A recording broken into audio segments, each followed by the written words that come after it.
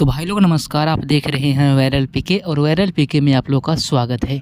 और दोस्तों आपको बता दें कि hit machine global star trending star Khesari Lal Yadav ji का एक गाना का पिक काफ़ी तेज़ी से वायरल हो रहा था, शूटिंग चल रहा था, वहाँ से एक पिक काफ़ी तेज़ी से वायरल हो रहा था और जो कि उस गाने का बताया जा रहा था कि कोका कोला 2 आने वाला है। तो दोस्तों आपको बता दें कि कोका कोला गाना नहीं था बल्कि किसी दूसरे सॉन्ग है और इस गाने का भी फाइनली रिलीज डेट भी आ चुका है।